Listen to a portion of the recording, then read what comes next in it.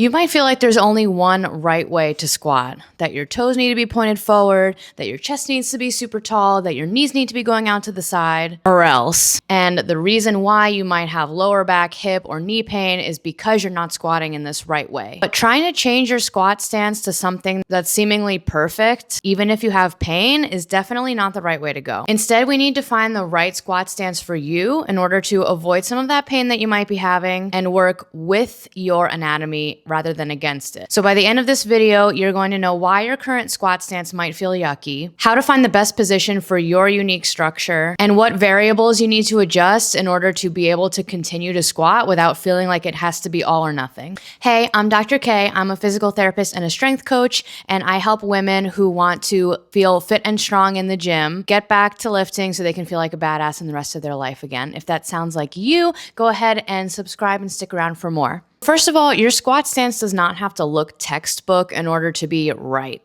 Right. And I keep using air quotes because I had that experience when I was doing CrossFit. When I first started out, I was told that my toes needed to be pointing straight forward, that my chest needed to be really tall, that my knees had to go out to the side at every moment, or else I was gonna hurt my knees, I was gonna hurt my lower back, whatever it is. So I tried for a while to adopt this perfect squat stance because I thought that that was right. I thought that I was going to lift heavier, be feeling less painful, all of these things. But it turns out my hips are just not built to be in that position in a squat. And the more I tried to adopt this perfect strategy, the more pain I was feeling in my hips and the less confident I felt in my squat, and therefore the less weight I was able to lift. And the less good it felt just to like go to the gym. Like I would never be happy to see squats on the on the programming. So it wasn't until I started playing around with my foot position a little bit, I was like, fuck it, I'm gonna stand like with my knees a little bit wider, my toes pointed out a little bit more, and see how it feels. And it ended up feeling way better. And that's what led me to learn about hip morphology, wombology. It's first grade. Okay, but for real. Hip morphology basically means the way that your hip bones are structured. So in the hip, there is the pelvis and then there's the femur, and they connect in what is your hip joint, or the femoroacetabular joint. So basically with this, there's three different types of ways that your hips can present. There is a normal hip, which means that your toes are pretty much pointed straight forward when your hip is in a neutral position. Then there's anteversion, which means that your toes are pointed a little bit more inward. When your hip is in a neutral position, then your hips can also be retroverted, where you're kind of more toes pointed out to the side when your hip is in a neutral position. So what this means is that when your hip is feeling in a neutral and comfortable position, depending on how you have this torsion going on in your hips, your toes can be pointed either forward, a little bit inward, or a little bit outward, which goes completely against the perfect squat stance of your toes being forward, because some people, if their toes are forward, their hips are not in a comfortable position. It can feel more pinchy when you get to the bottom of the squat.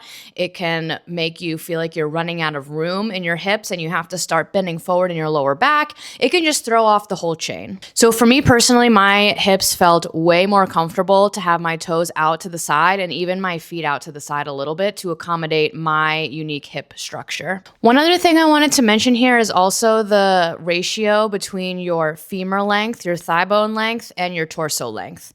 So again, in my situation, my femurs are way longer than my torso. My waist is like literally this long. So I have a lot of leg and I need to put that leg somewhere. So in the traditional like perfect squat form, they say to keep your knees pointed forward, keep your chest really upright. Well, for me, my knees going forward, like my femur is very long, so that's going to require my knees to go super forward in order for me to keep upright in my torso. And I just don't have that mobility. So if you have a longer femur than you do a torso, you might find yourself leaning a little bit more forward to accommodate that long bone so that the barbell stays even over your foot and you don't lose it forward or back. So second thing to keep in mind with this morphology situation is your femur to torso ratio. So the takeaway here is that your literal bones can influence your squat structure, and it doesn't matter what the right way is if your body is built differently. So that's just something important to keep in mind, that it's just something to honor when you're figuring out what squat stance is comfortable. Okay, now that we've talked about wombology, we're going to talk about finding the perfect squat stance for you based on your bone structure.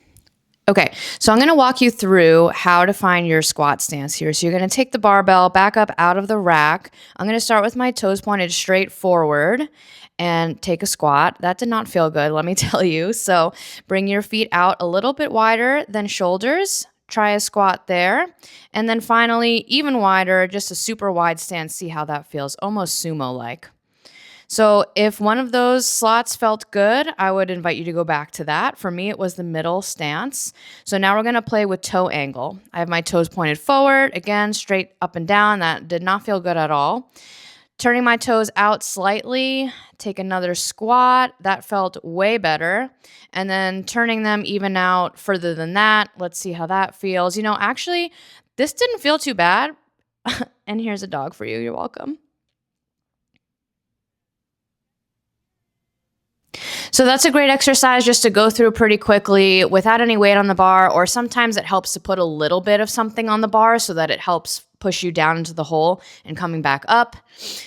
For me, I felt really comfortable with the medium width stance and with my toes pointed slightly out to the side, again, to accommodate my unique hip morphology and my non-existent torso. This may vary for you. You might feel super comfortable with your feet narrow and your toes straight. Love that for you. Then that's your squat stance. And if somebody comes up to try and tell you like you're doing it wrong, you're going to hurt yourself, whatever, like just know that you have done the work. You understand that your hips are a certain type of way, that this squat stance feels comfortable for you, and that's right. So now when it comes to pain with your squats, there are some other modifiable factors that we can look at so that you can change other things up in order to feel comfortable when you're dealing with pain. So one of those things is the foot slot that we just talked about. So finding the correct feeling squat position for you, whether that's toes forward, out to the side, a little bit out to the side, like super duck feet, whatever feels good for you.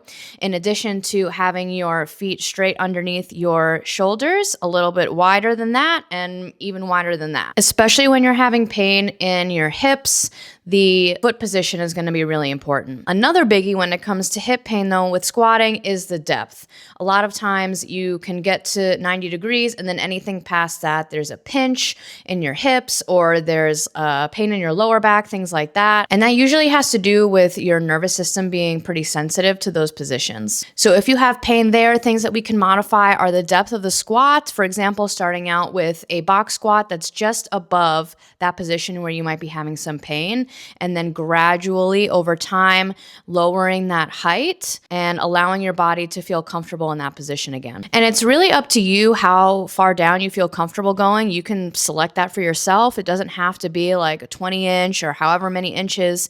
Just for your particular pain, going just above where you might start to feel a little uncomfortable and staying there, I would say for at least a week or two, and then you can try lowering the depth a little bit more.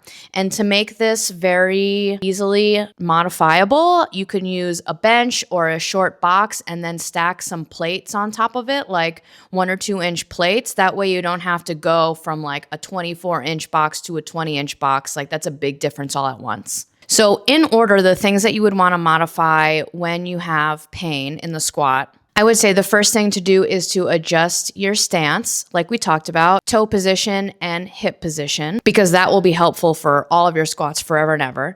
And then the second thing we would want to adjust is the tempo at which you're squatting. So taking it nice and slow, going down like 3 seconds down and then standing up regularly. You would probably want to do this with a little bit lighter weight because the tempo is going to make it feel harder. And then the third thing finally would be to adjust the range of motion of the squat. So like we talked about, having the box with the little plates on top so that you can just poke the bear a little bit when you're doing the squat and not beat the shit out of it. So the goal here is never to avoid squats altogether or avoid a certain range of motion forever. You don't need to look a certain way to be right. You just have to find a way that feels comfortable for you and do it. So knowing the correct foot position for you and how to modify things is just the first step in the whole squat equation. You might still have pain even with these modifications, and in that case, a good old-fashioned mobility session might do you some good. And that's exactly what I walk you through in this video. And I mentioned something that I had never heard in 10 years of being in the CrossFit and the physical therapy space that you might find also to be helpful for you. So go ahead and check that out. I'll either see you in that video or I'll see you next week. Okay, thanks, bye.